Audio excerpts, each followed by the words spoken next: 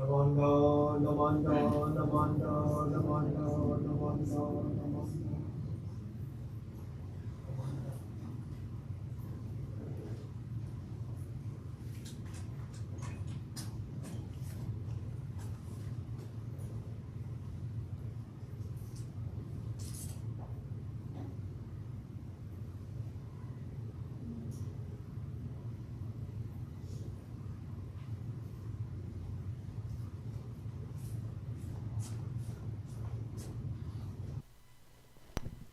Good morning, everybody.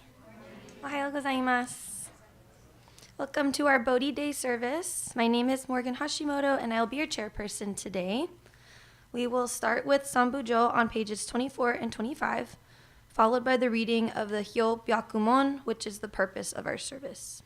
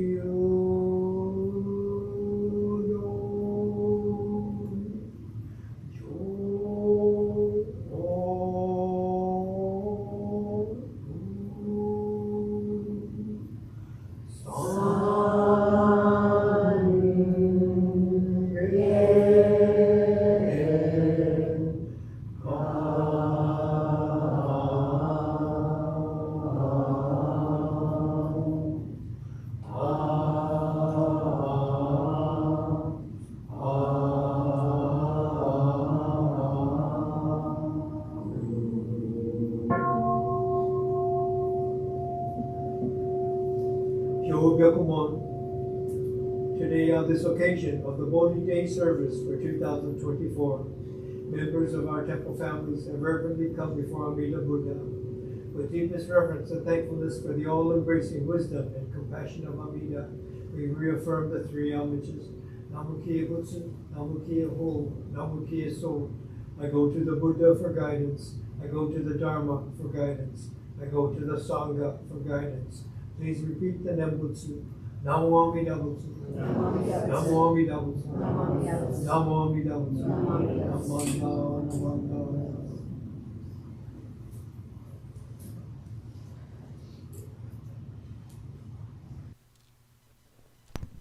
Okay, we will now have Sutra chanting Butsu Ge on page 79.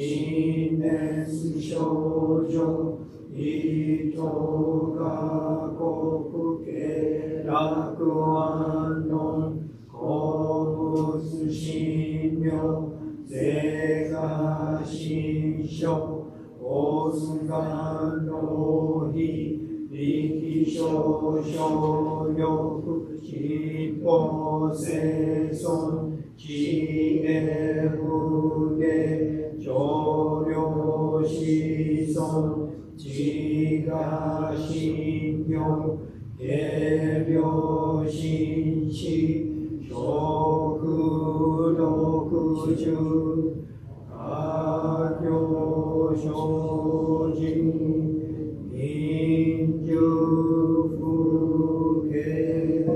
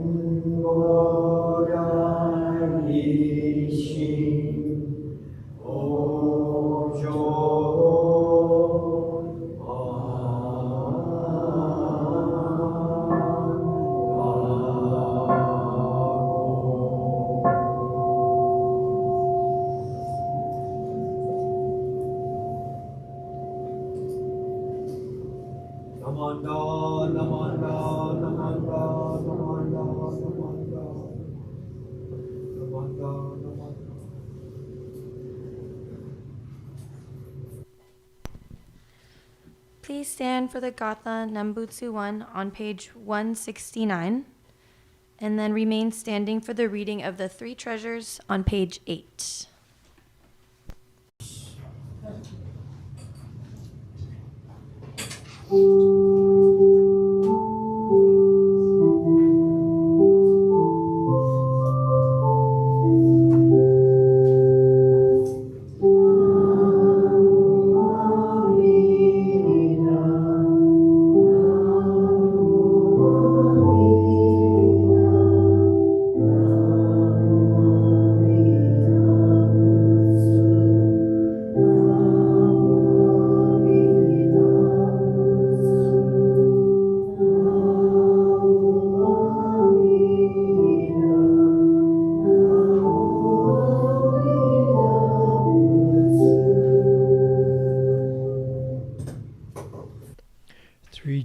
Three treasures, page 8.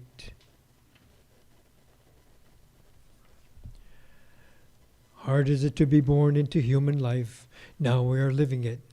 Difficult is it to hear the teachings of the Blessed One, now we hear it. If we do not realize the truth in this life, when will it be realized? Let us reverently take refuge in the three treasures of the truth. I take refuge in the Buddha. May we absorb ourselves in the principle of the way to enlightenment and awaken in ourselves the supreme will. I take refuge in the Dharma. May we be submerged in the depths of the doctrine and gain wisdom as deep as the ocean. I take refuge in the Sangha. May we live in harmony in the great assembly as disciples of Buddha and be freed from all hindrances, becoming units of true accord in the life of harmony, in a spirit of universal oneness, freed from the bondage of selfishness. Even through myriad ages of kalpas, hard is it to hear such an excellent, profound, and wonderful doctrine. Now we are able to hear and receive it. Let us thoroughly understand the true meaning of Tathagata's teachings. Namo Amida Butsu, Namo Amida Butsu, Namo Amida Butsu, Namandab, Namandab, Namandab. Please be seated.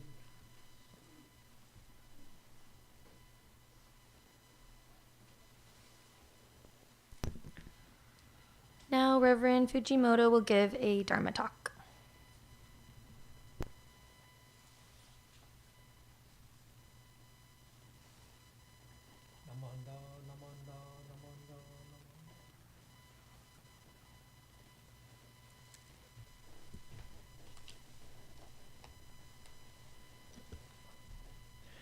Good morning. Ohayo gozaimasu. Okay, welcome to our Bodhi Day service for this year. This is the day we recognize the day that Shakamuni Buddha, Prince Siddhartha, awakened from his meditation and had become the Buddha. So it's a special occasion for us. Usually we talk about what led up to his awakening, what he had gone through in his life, maybe the four gates or the story of Sujata coming to him. And today I thought I'd talk about a little bit different. If you might have been here last month, we had our Ho'onko service, and one of the questions for Ask Reverend Dennis was about the hair of the Buddha, right? And so because it was a service focused on Ho'onko and Shindan Shonin, I didn't want to spend too much time on Shakyamuni Buddha because we were really trying to emphasize Ho'onko and the teachings of Shindan, specific to what we are learning, what we're trying to share here in our Shin Buddhist community. But today, because it's Bodhi Day and we're talking about the historical Buddha, it's a little bit more to talk about not only his hair, but they have physical traits of the Buddha that they point out, depending on what you're reading or what kind of works you might be reading. And so it's kind of interesting when we look at it, and it's kind of delving more into how the Buddha is depicted. After his awakening, he becomes a Buddha, and for many, many years, hundreds of years, there was no depiction of the Buddha. And sometimes when they would refer to him, it would be real abstract, like a chair with no one sitting in it, or a horse, a riderless horse. And so there'd be the presence of the Buddha, but the actual image of the Buddha wouldn't be there. So very interesting. And then so coming hundreds of years later, these depictions would be different, and maybe not, it's not like they had cell phones and everyone had a photo of the Buddha, right? They're trying to remember and listening to the stories and the characteristics and trying to portray that. So earlier this year, we had our Carving the Divine film that was shown. A number of us were able to view that, and so specific as the masters were teaching their woodworkers, how to do things. They would look at their works. The fingers need to be more defined, more specific, and looking at that. And when they were carving the Bodhisattva image that they brought from the temple, they went to the temple, and the priest wanted the image of this Bodhisattva that they usually have at the temple for specific festivals. And it had kind of a smile, but he wanted a bigger smile, right? So it's not really depicting a person, but what did this particular minister want to convey to his members, right? So the craftsman had different images of this Bodhisattva's head that he had done in clay, and one would have a wry smile, one would be, really gusto smile. And I don't know how many of you have looked in the mirror, trying your different smiles, looking at yourself, right? And a little bit self-conscious to do it, but you portray something different with your face, and it's not necessarily specifically of that person, right? What are you trying to convey? So I think we might find that in the sculptures of the Buddha. But they had this thing called the 32 signs of a great man, okay? And they would characteristics of the Buddha that they listed, and they would have this list of 32 signs. Let's just go through this. It's kind of fun, okay? I'm not going to go through all of them, but a lot of them seem to have a lot of these features when you look at the Buddha. And early on, maybe 25 years ago already, I was invited to the Denver temple, and Reverend Okamoto, maybe my brother's age, sensei was there. He grew up in LA and went to Denver, and he was there for a long, long time, maybe 30 years. And before him, there was a Tamai sensei in Denver, and he had been there for a long term, maybe 35 years. And he was well respected, and everyone admired Tamai sensei. And during those times, in the late 40s, 50s, there were ministers here and there that had tremendous reputations, and Tamai Sensei was one of them. In Denver, they have a Tamai Towers for residents where people stay in Denver and live there right next to the temple. And so they wanted to honor this Tamai Sensei, and they decided, the temple decided, let's build this bronze sculpture of Reverend Tamai, and we'll put it in the front of our temple. Right? So quite the honor. But as they're looking through their records, they had all these facial side image, front image of his face, not of his body. So how are they going to build this statue of Reverend Tamai? They only have these bust kind of things. So, he's kind of a shorter, squat-built person, right? And Okamoto Sensei is a shorter, squat-built sensei. So they said, let's take Okamoto Sensei's body and we'll put Tamai Sensei's head on it, right?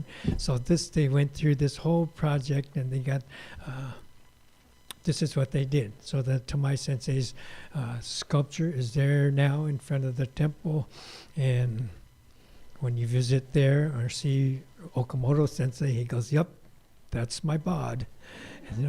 And so it's kind of funny, but it's not always a factual thing. It's what I'm trying to say, that, they have these kind of things and maybe idealize what perfection would be, how the Buddha should be portrayed.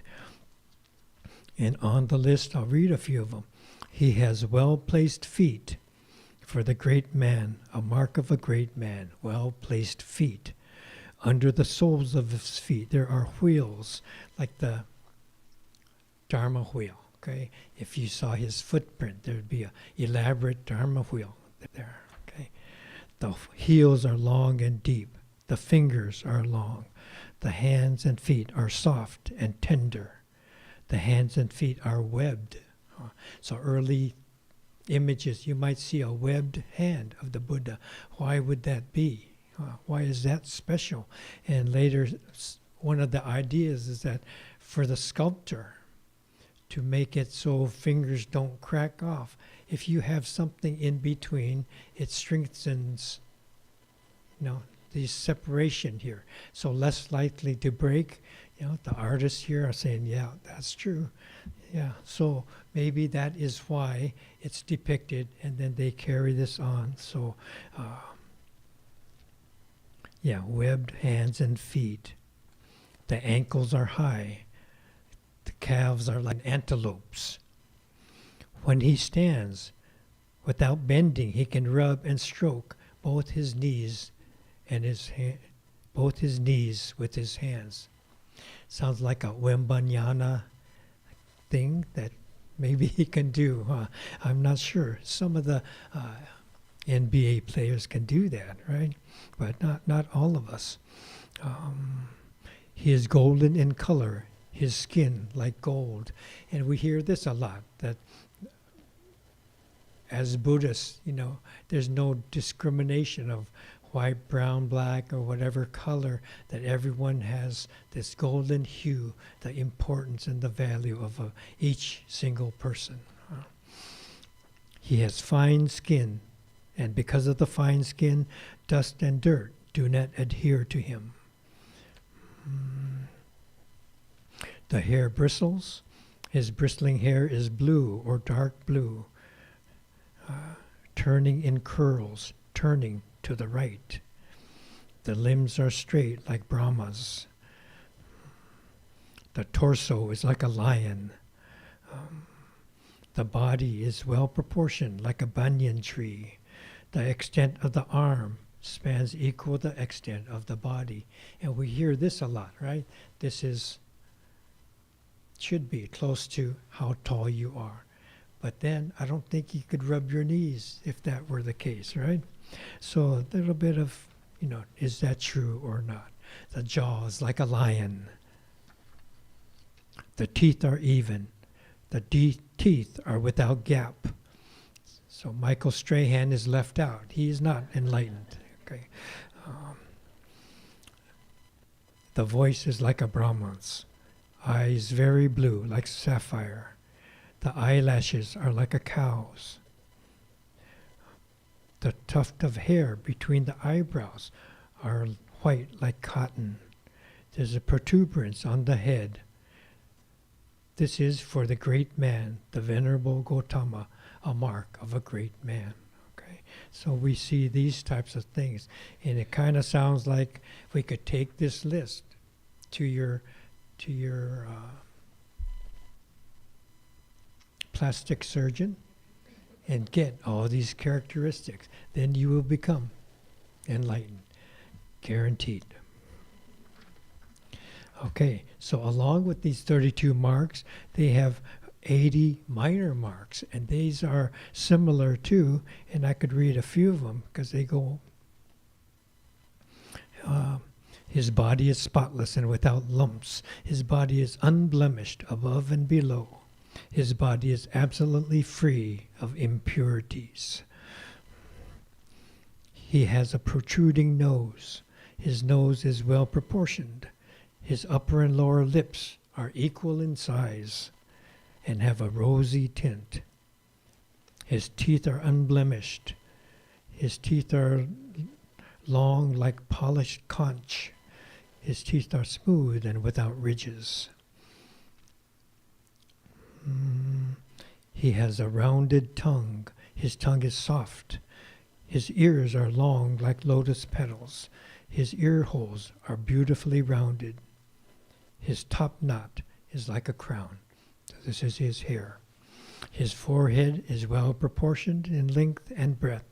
His forehead is rounded and beautiful. His eyes are arched like a bow. The hair of his eyebrows is fine. The hair of his eyebrows lies flat. What else? His body is always radiant. Okay, this is something, sometimes you'll see the depiction and there's this aura around the Buddha, and you'll see extended beyond his body, from behind, rings coming through. And one of the stories of the Buddha, our main sutras are the larger Sukhavati Vyuha Sutra, the smaller Sukhavati Vyuha Sutra, the Amida Sutra, Amida Kyo. Okay, so of these three sutras, when he came to deliver the larger sutra, it is part of the story is that his disciple Shariputra looked at Shakamuni and said, "Oh, how radiant you are today above all days," and it's like the body is always radiant, it's saying here, but on particular that day he looked more than his usual radiance, okay, which conveys that he had something special on this day, something special to convey, something special to share with everyone, and elevating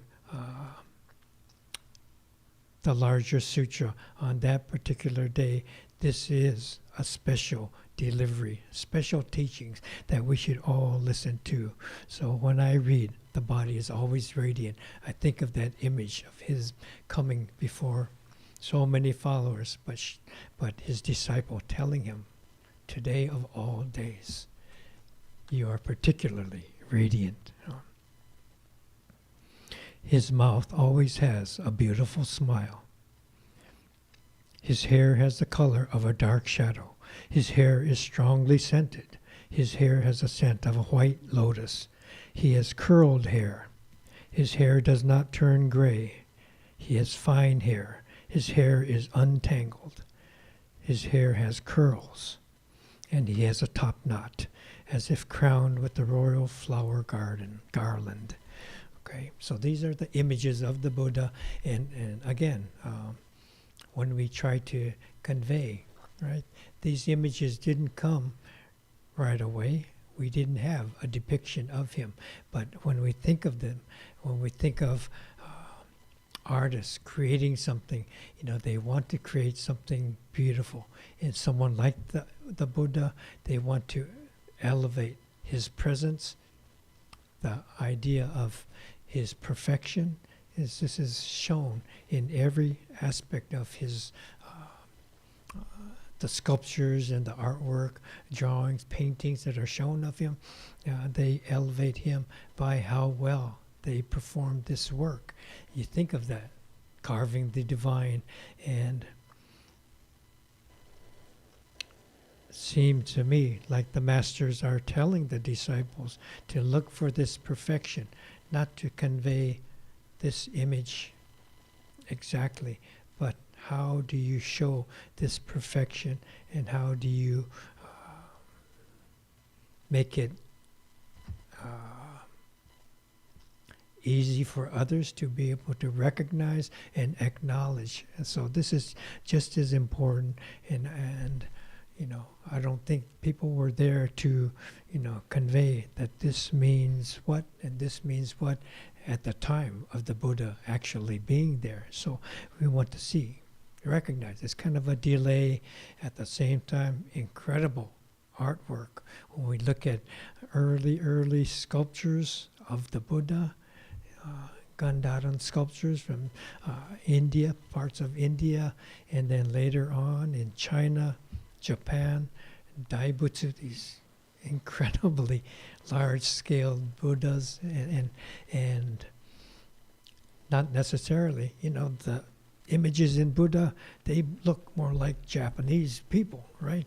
And you look at the images in India, carved in India, they look more like Indian people, right? So their sense, their understanding, their recognition of beauty comes from the cultures that they come from. And so I think this is much more important than actual exact portrayals, right? So, okay. So this was fun, and I'm happy to be able to convey a little bit more than I did at the Ask Reverend Dennis.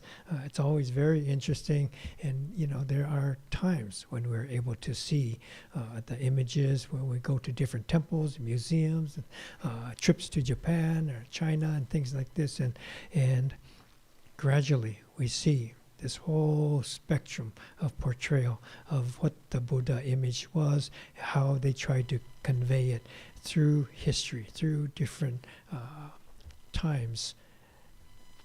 Okay, please join me in Gassho.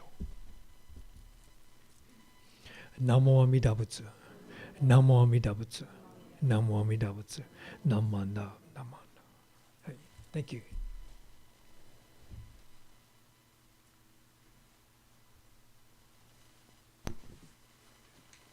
Thank you, Sensei, for your message. Please stand for the Gatha Ondokusan on page 220.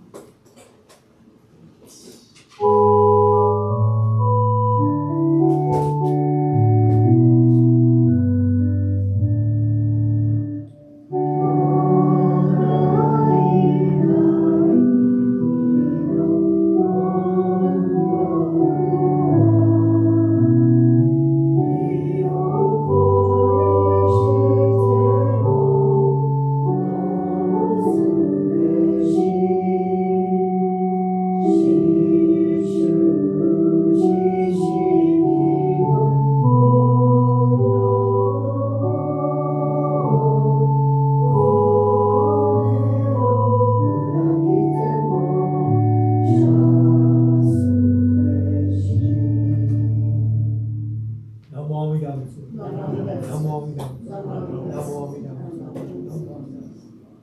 Please be seated.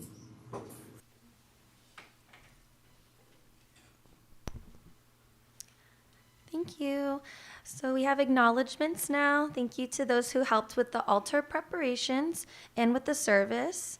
Reverend Dennis, YouTube with Brian back there, the altar flowers, who is Jackie and Lenny, our organist Lenny as well, and those who brought the refreshments. Are there any newcomers or visitors today that would like to stand up and say hello? I think we've all been here before. Okay, we have announcements. So there's a lot going on. Take out your calendars. So next Sunday, December 15th, is a regular family service. There's no services on the last 2 Sundays, December 22nd and the 29th of this month. But then we do have a Joya end of year service on New Year's Eve. That starts at 3 p.m. on December 31st. And then there is the New Year's service at 10 a.m. on Wednesday, January 1st. Okay, and then we have a reminder for the ABWA annual fall food drive that ends December 31st.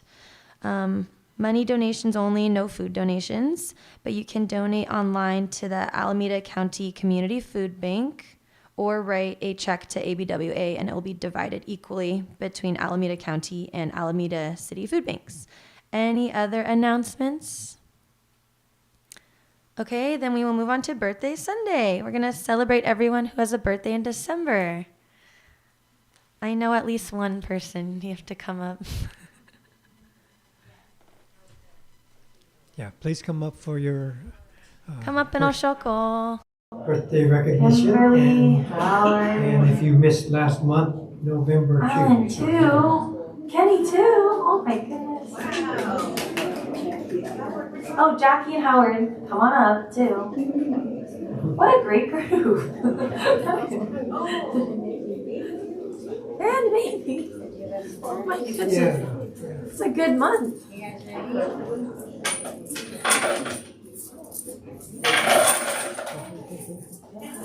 Oh my goodness. So many December birthdays. Very young.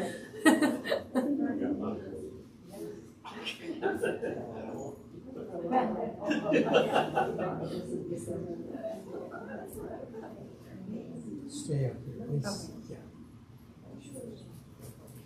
Well, yeah, stay up here so we can take a photo afterwards.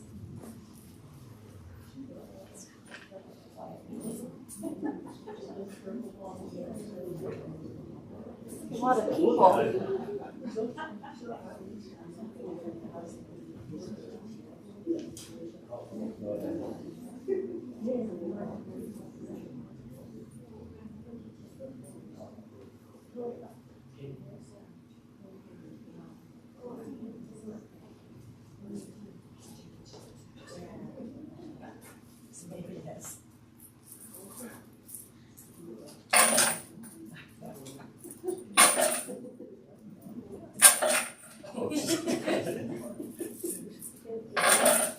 Oh, really? Oh, they Count them, maybe. yeah.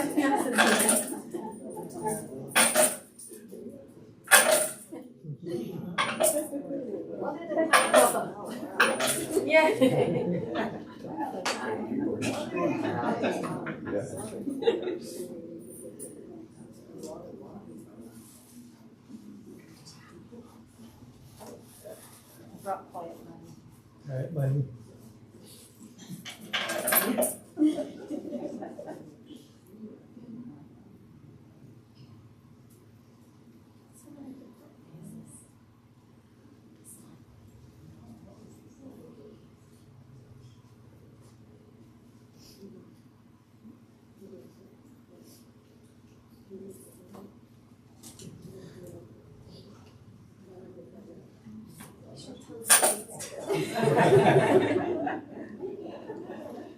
Yumi, you gotta come up.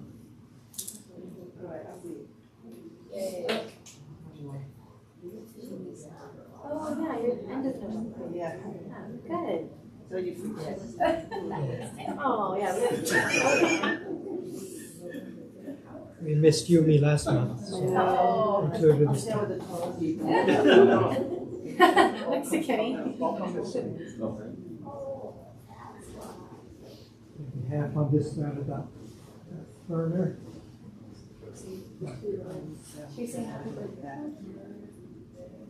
Happy birthday to you. Happy birthday to you. Happy birthday, dear December birthday. Happy birthday to you.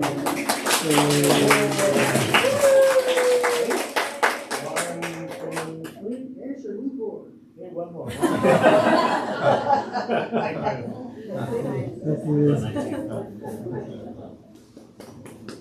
Thank you. Happy birthday to all the December babies.